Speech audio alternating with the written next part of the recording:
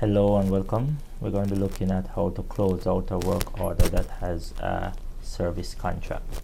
Now, here are a few learning objectives, and at the end of this session you should be able to identify the work order that has a service contract.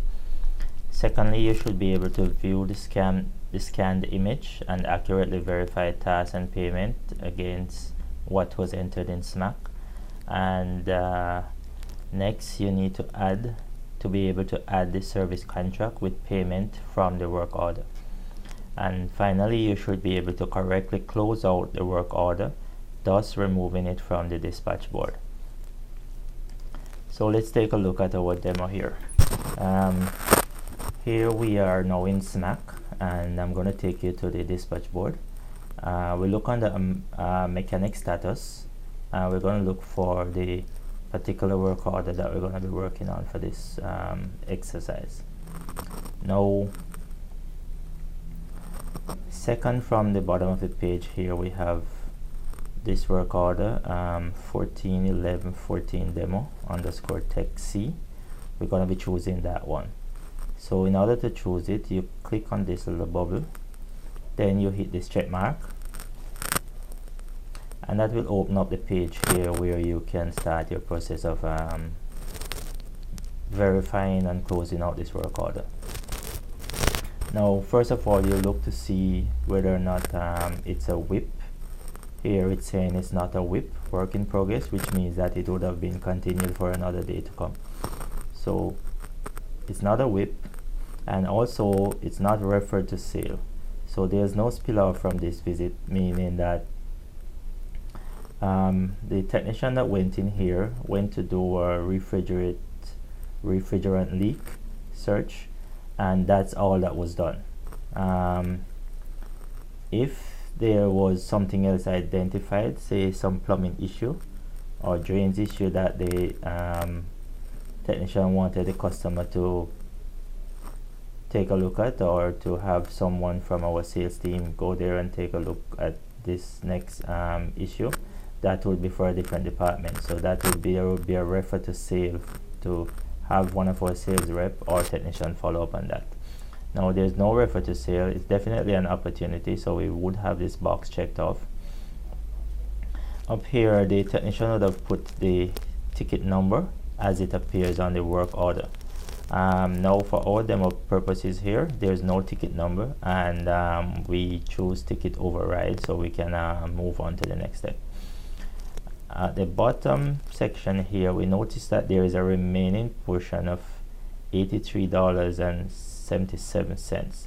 Now, there's a negative before that, and this means that there was an overpayment of this amount as it stands right now. Now, we need to verify why this remaining portion is saying that there is an overpayment of $83.77.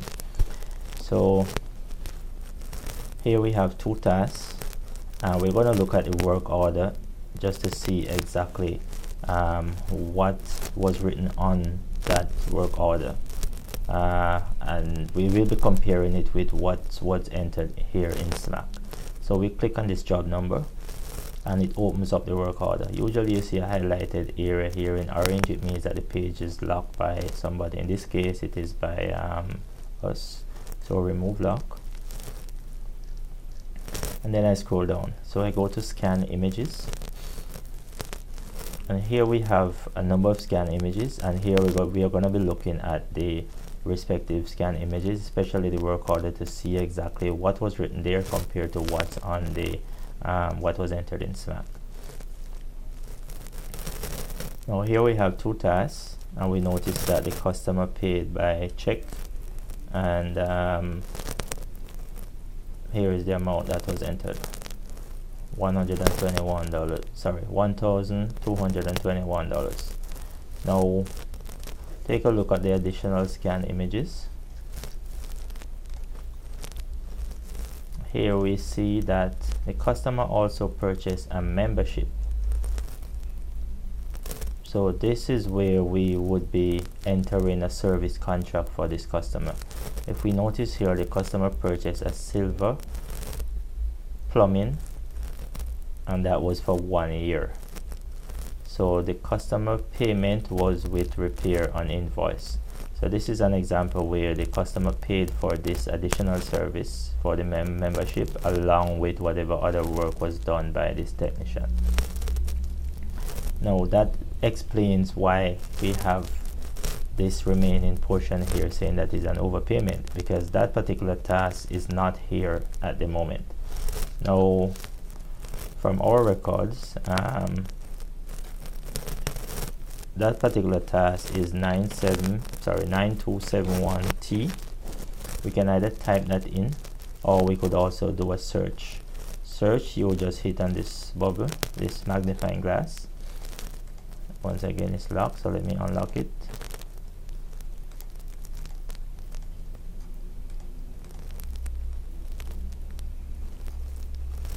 And you type plan here.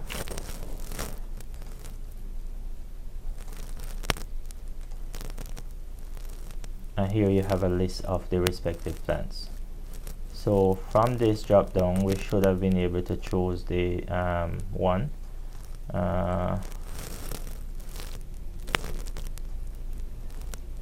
So this is another option where you could go about finding it. I didn't type this particular one in here, so I guess that's why we're not finding the particular one here, because this is a platinum and we're looking for a silver membership for the 1 year. Now let's get back to closing out this work order. Here we're going to enter this task. Now the task number is 9271T. Once we enter that task number, we hit refresh, and notice what happens here. It pops up a service contract exists for this work order. Now it automatically populates a page for you to be able to enter the service contract, and it did so with all the basic information as pulled from the work order with this for this customer. So at present, you don't have to go about typing John Smith, and his address, but so that part is taken care of already because it pulled that information from the work order. The next step is that you need to hit details. So this is where we're going to be creating that service contract. So you enter, you hit on that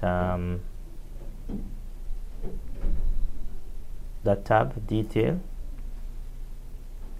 and with that it already pulled up some of the information for you. Now based on the task that was entered, it pulled up the 1 year task for silver waterproofing. So we need to correct that, because what the customer paid for based on what we saw on that scan image was for 1 year plumbing. It's a silver plumbing, so we just need to have that fixed. It's a 1 year. Here is the pricing, tax included, and here is where we have 83.77, which is that extra amount that we saw there initially. Now we need to ensure that this taxable box is checked off, otherwise it won't calculate the tax of 964 here. So once that is checked off, we also need to make sure that we have a salesperson in here. So whosoever was on this particular work order, in this case it was Demotech, here is a spiff for $6 that's generated for this sale. As a result of that, this particular technician on his payroll summary would be seeing this spiff which is paid out to him.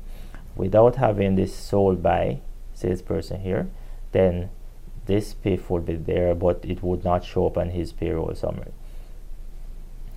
Once we have completed that section, we're going to hit this top save button here. Notice we have one here, and we also have another save button at the bottom.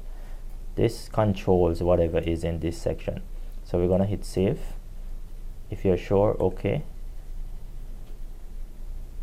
And right now we're looking at the service contract. It's for 1 year. It's saying active, it's true, total 83.77, and it gives automatically gives an end date. Now we usually allow our service contracts to run to the end of the respective month. So even though it was started on the 14th, we're going to allow it to run to the end of the month the following year. So here we go back into this bubble, and we're going to change this to the end of the month, and once again we save it. Now amount due would be the next tab. Once we hit that tab, you notice here that it has all that information: amount due 83.77, amount paid 0, paid false. So here it's saying that it was not paid, but we know based on our earlier verification that it was paid for on the work order with the other work that was done. So this part we need to take care of to make sure that we don't have it as an outstanding amount to be collected from that particular customer. So moving on to the next step, you have payment. There's nothing on a payment here because we did not enter the payment on the service contract itself. All that payment information was entered on the work order. Now we're going to add a payment. So we hit add payment, payment method.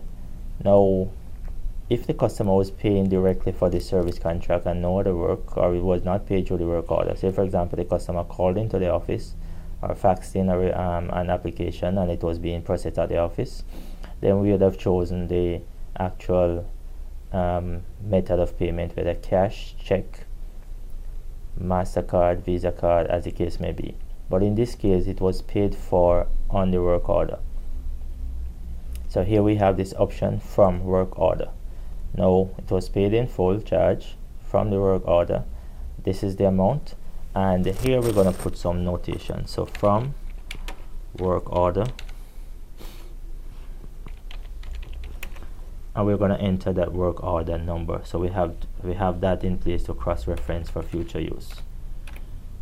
So it's 14.11.14 demo underscore tech, and it's a C call.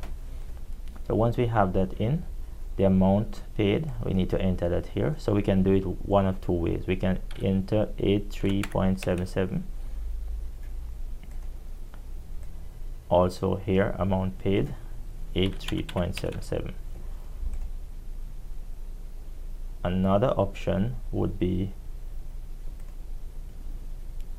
to just hit on this, check on this box here, and it automatically pulls the full amount. So once we have completed that, we'll be saving this. So we save here,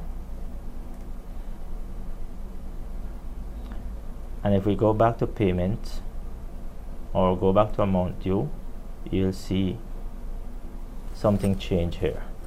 Earlier on we had amount paid 0, paid false. Now it has changed to amount paid 83.77 and then paid true.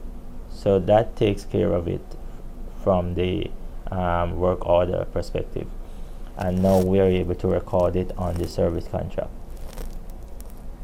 If we had entered the payment as a Visa payment or a check as was paid on the work order, then what we would end up with is a duplication of payment, and we'd have some issues there because it will be saying that this amount was collected directly for this and it was also collected on the work order. So once you have completed that, we're going to hit save. Now notice here, this is in place. The plan is now on as one of those tasks, 9271T, and the remaining balance here is 0. So that would have taken care of the outstanding amount that was sitting here, 83.77. Now we can proceed to complete our work order, and knowing quite well that the service contract has already been set up for this customer. So we'll proceed by hitting complete. There's a question, are you sure? And you hit OK. Inventory is notified, yes. And there we are. That call is now off the board, and that will be the end of that call as far as dispatch is concerned. The next step would be accounting.